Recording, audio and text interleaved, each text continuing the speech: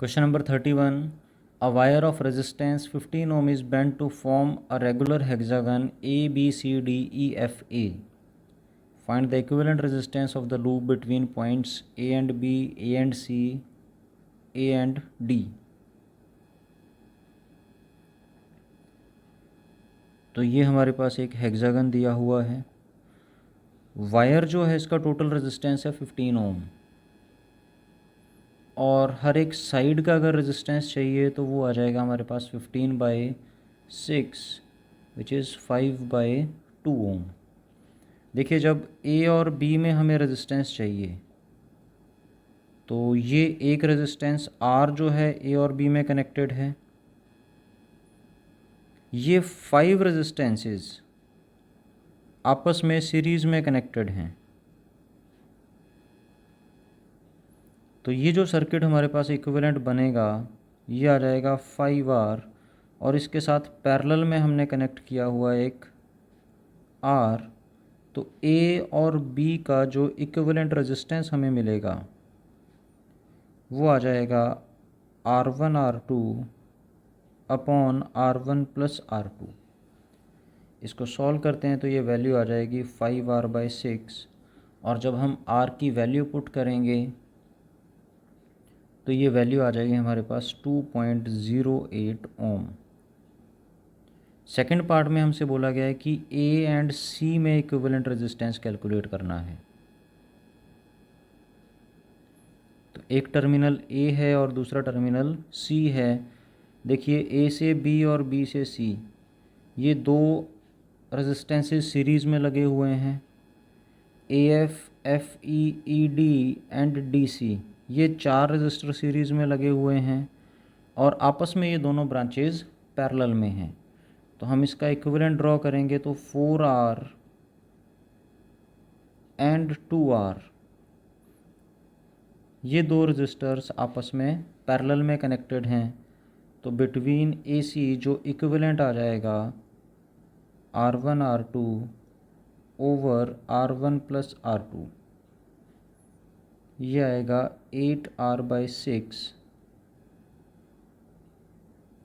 तो जब हम इसमें वैल्यू पुट करेंगे तो हमें आंसर मिलेगा 3.33 ओम।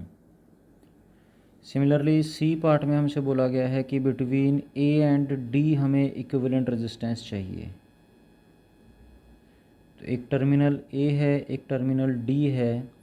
ए B, B C and C D ये 3 रजिस्टर आर सीरीज़ में हैं। A F, F E and E D ये 3 रजिस्टर आपस में सीरीज़ में हैं, और दोनों ब्रांचेज एक दूसरे के साथ पैरेलल में कनेक्टेड हैं।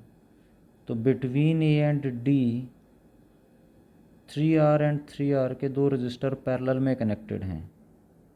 तो ए और डी में जो इक्विवेलेंट रेजिस्टेंस मिलेगा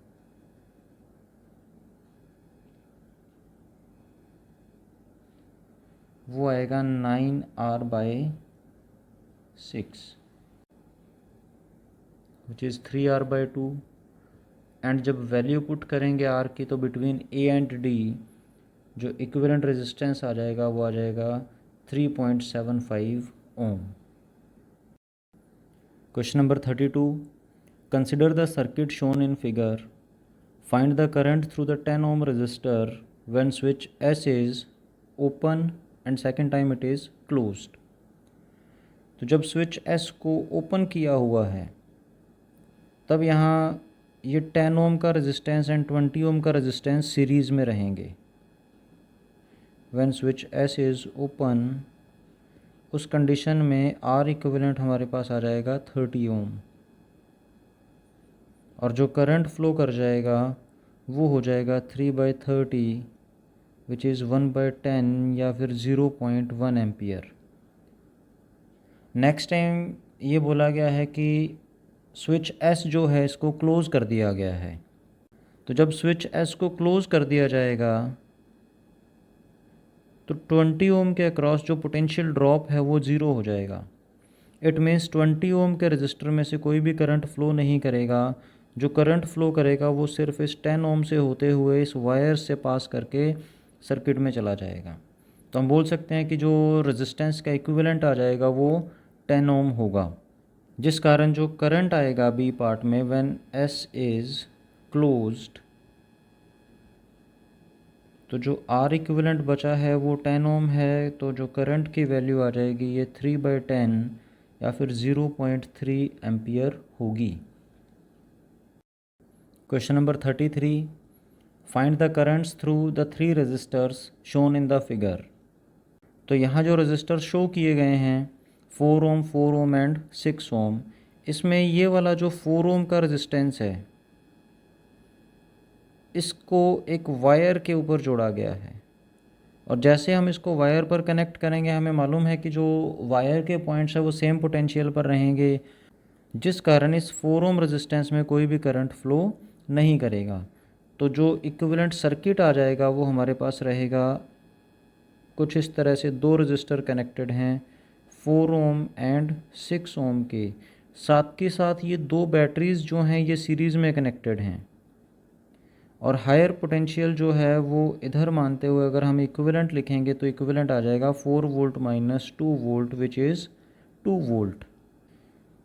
तो इस सर्किट में जो इक्विवेलेंट रेजिस्टेंस है वो आ जाएगा हमारे पास 4 + 6 विच इज़ 10 ओम। तो करंट फ्लो कर जाएगा 2/10 या फिर 0.2 एम्पियर।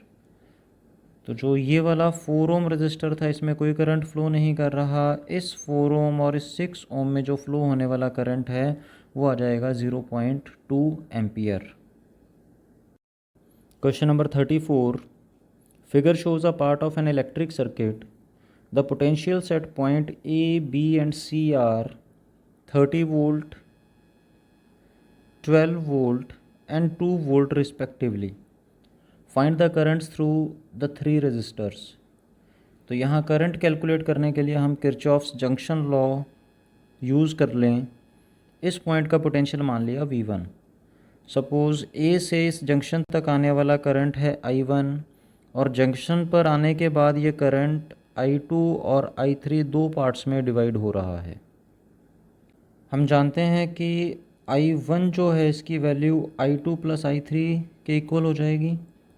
ओम्स लॉ यूज़ करें तो 30 - V/10 ये आ जाएगा I1। सिमिलरली V - 12/20 I2 हो जाएगा, और V - 2/30 ये I3 हो जाएगा।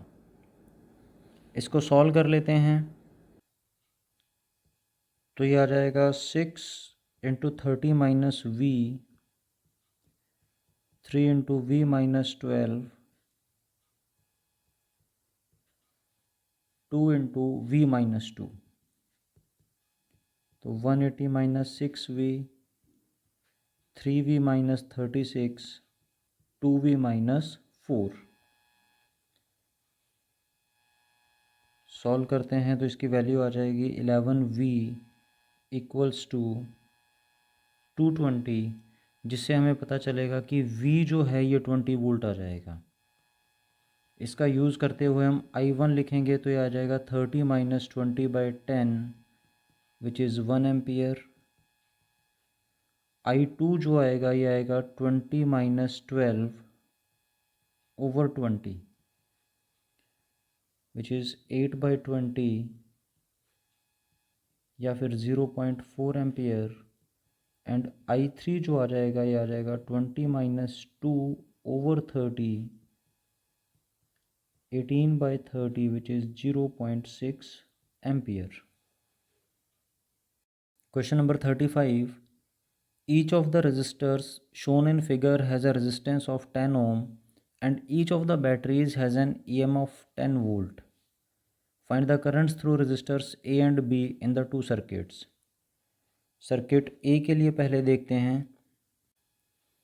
जो रजिस्टर दिए हुए हैं वो दोनों 10 ओम के हैं, और जो बैटरीज़ हैं ये भी 10 वोल्ट की गिवन हैं।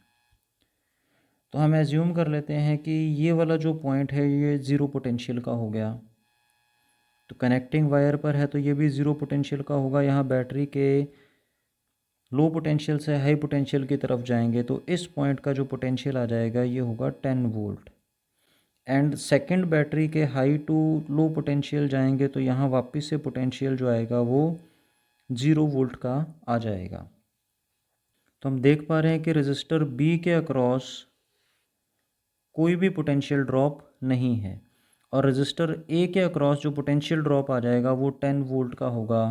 तो current in B is 0 and current in A is 10/10 which is 1 ampere.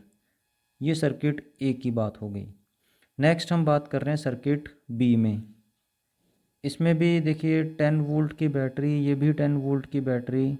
अगर हम इस लोएस्ट पोजीशन पर पोटेंशियल को 0 मान लेते हैं तो यहाँ हमें 10 वोल्ट का पोटेंशियल मिलेगा। अगेन बी पॉइंट जो है इसके अक्रॉस पोटेंशियल ड्रॉप है 0 और ए पॉइंट के अक्रॉस पोटेंशियल ड्रॉप है 10 वोल्ट। तो ए रजिस्टर और सी रजिस्टर में करंट फ्लो करेगा, बी रजिस्टर में फ्लो होने वाला करंट हो जाएगा 0। रजिस्टर ए के अक्रॉस पोटेंशियल ड्रॉप है 10 वोल्ट, रेजिस्टेंस है 10 ओम, तो यहाँ करंट आ जाएगा 1 एम्पियर।